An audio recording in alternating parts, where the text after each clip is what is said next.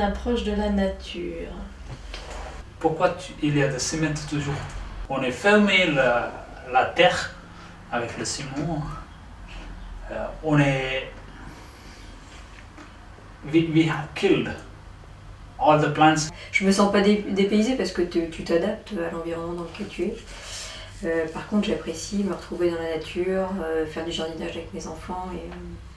Mes parents ont une maison qui donne sur la mer, donc sur la plage, donc c'est vrai que là-dessus, j'ai eu l'habitude de vivre vraiment toujours dans les endroits naturels. Et puis j'ai toujours été élevée à la campagne, donc avec des chiens, des chevaux, mon frère est éleveur de moutons à la campagne, enfin, ça fait partie de mon univers et je pourrais pas... Et pourtant j'aime la ville, pourtant j'aime être en ville. Enfin... Bon, j'ai vécu à Toulouse, c'est vrai que en centre-ville, au bout d'un petit moment, voilà, j'ai besoin de la nature pour me ressourcer, comme si ça me... Oui, c'est une bulle d'air, ça qui me permet de me ressourcer, de recharger les batteries. J'aime l'arbre, j'aime beaucoup, parce que ça ressemble comme la vie. Si on n'est pas la racine, on ne peut pas bouger vers le paradis. Est-ce que je me sens dépaysée? Un peu.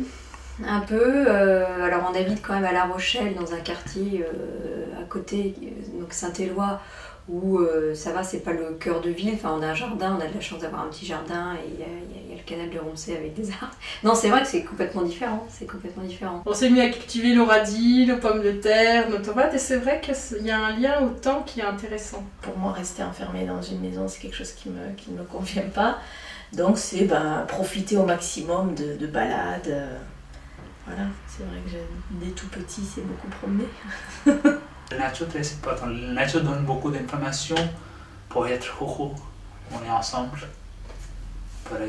Par exemple, dans un parc, vous trouverez un arbre, un étable, un oiseau, après un animal, tout est ensemble. Quand tu entres dans le parc, tu peux écouter le son, le même temps le son de feuilles. C'est comme une musique. La musique, ça veut dire, quand tu es ensemble, il y a une musique en quelque chose. Ça donne une paix, une tranquillité. C'est une relation.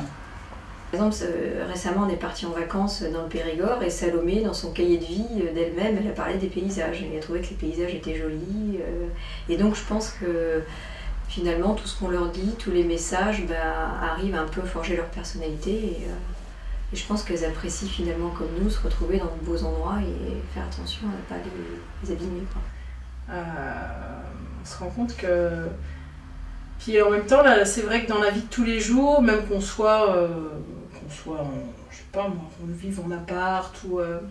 je suis sensible au changement de saison, je trouve que ça rythme le temps, la nature. C'est comme quand on voit un peu nos enfants grandir, ou quand on voit les enfants des amis, on voit que le temps passe quand on les voit grandir.